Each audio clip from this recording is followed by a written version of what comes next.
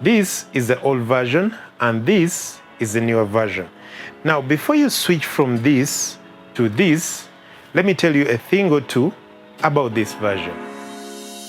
So this is the Podofo single DIN car Android radio, the same size as this one right here, but running on Android operating system. Now this was made for cars that only had a small space on the dashboard that can only fit a single DIN car radio like this one, but also for people who wanted to try out the Android operating system experience. So today we are asking ourselves, how good are these single DIN Android radios compared to the rest of the Android radios that are in a squares format? But first, let's look at the features. This radio comes with a 6.86 IPS fully touch screen with a single knob on the left that can be used to increase or decrease the volume when playing music or when tuned into the FM radio, and also can be clicked to mute the audio. It also comes with one USB-A port and one USB-C port for charging your devices and also for connecting your flash disk to play music and videos. At the back we have a port for the FM radio antenna, then a tiny antenna that is used to pick up Wi-Fi signals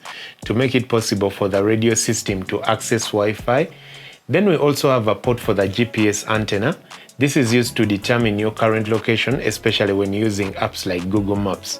Remember, when you open up the Maps app on your device, it will need to get your current location in order to draw for you the route that goes to your destination. In other words, your car radio will need to get your current location in order to show it on the screen and then draw a route to show you where your destination is or where you're going. And that's the importance of the GPS device. Then we also have the outputs for the audio, video, subwoofer.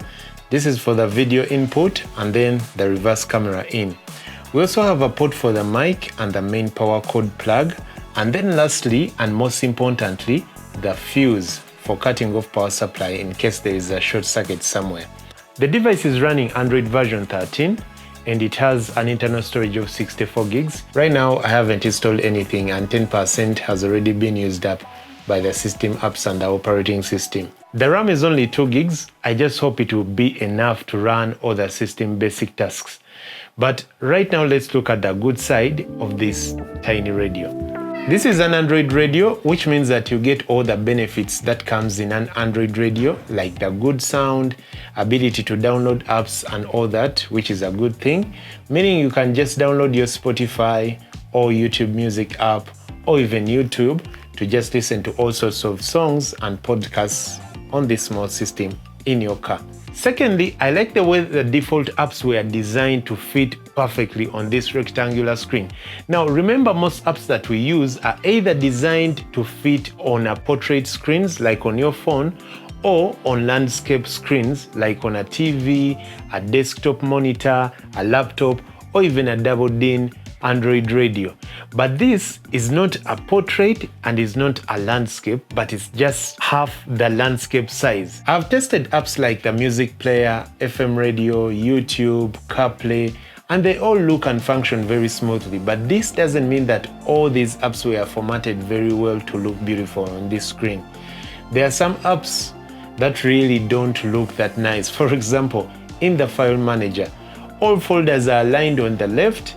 On the right, there's just this empty space, which makes the whole screen look unbalanced.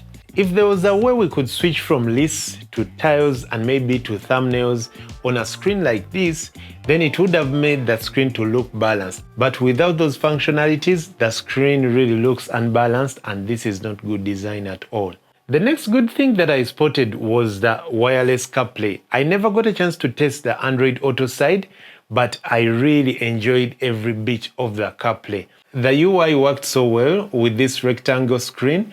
All apps were working as expected, and even connecting my phone to the radio was very easy.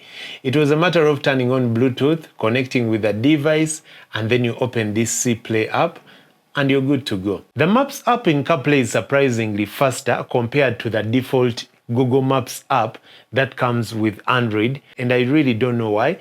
Maybe because at this point the radio system is working hand in hand with your iPhone, I'm not so sure about that. The home screen is also very simple and neat. On the left, we have the date and time, and then on the right, we have the media that is currently playing.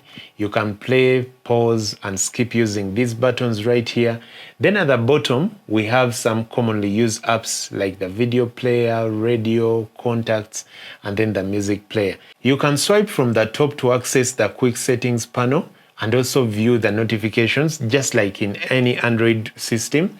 Then touch and hold to choose a new theme. There are 54 themes in total. I managed to try out a few good ones like number 40, which looks like Mercedes-Benz default theme. Then number 44, that reminded me of the BlackBerry theme, but still I ended up settling for the default one because of its simplicity, which is number 36. Next, the reverse camera is also perfectly supported and displays in full screen.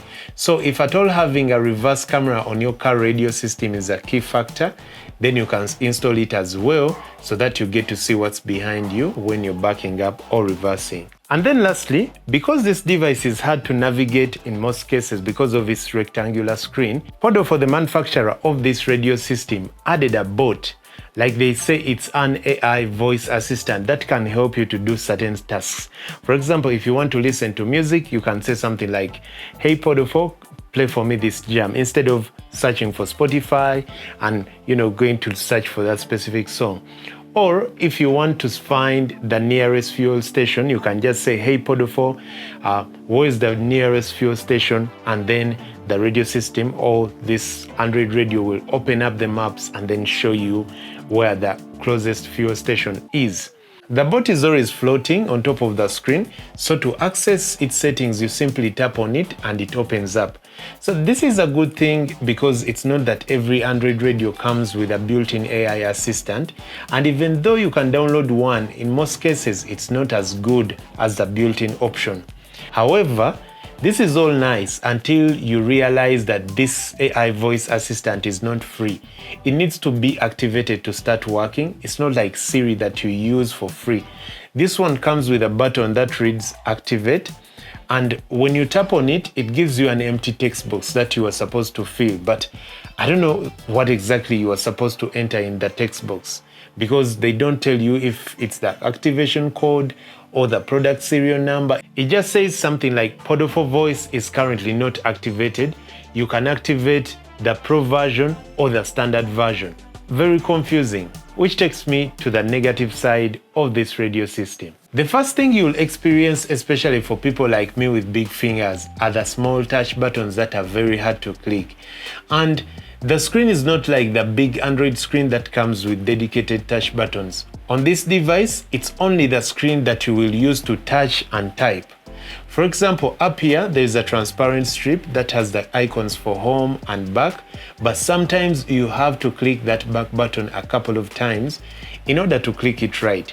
The top strip aside, the keyboard keys are also very hard to target. Actually, if you want to search for something on this screen, you type a couple of times in order to get the letters right. Secondly, the RAM in this radio system is very low. In 2026, a device that still uses 2 gigs of RAM obviously signifies lagging. But the good news is, the system works very well if you're using basic apps like the FM radio, music, and the video player. However, when you go to the apps that need enough RAM, especially those downloaded from the Google Play Store, like YouTube, Spotify, then that's where you will see the actual problem. Next, this is not really a big deal, but this Android radio can play videos. But because of its rectangular shape, it means that the videos will play with black borders on the right and also on the left, which is not a good experience at all. The only videos that play without showing the black borders are the videos from the reverse camera and the demo videos that comes with this radio.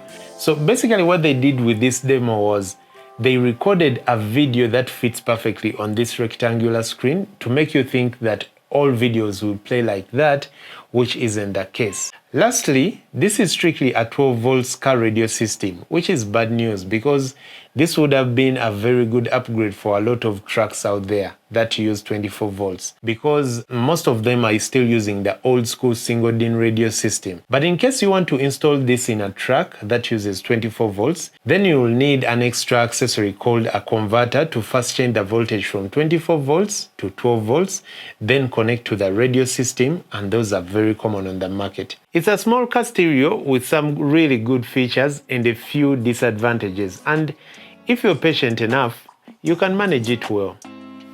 Such a device would be great for people that mainly have cars that only have a small space on the dashboard for a single DIN radio like this. So instead of buying the old school single DIN radio, it would be better to go for this version that comes with a number of features that a car owner will enjoy. This will also work perfectly for someone with a low budget who wants to buy an Android radio, because in most cases, this single DIN Android radio is half the price of the double DIN Android radio. And in case you just can't afford the double DIN, then obviously you can go for this type. And if you're just a person who wants maybe the YouTube, Spotify, FM radio, music player, and the video player, basically if you're just looking for basic apps and maybe a few apps that use the internet like Spotify and YouTube, then this option will work for you just fine. For the installation, there's a manual that is included in the box, and it's very easy to understand. But even in cases when you don't find one, on the radio system itself, there's a diagram that you can follow, and then you get to install this Android radio in your vehicle. So let me know what you think in the comments, and I will be able to see you in the next one. Bless.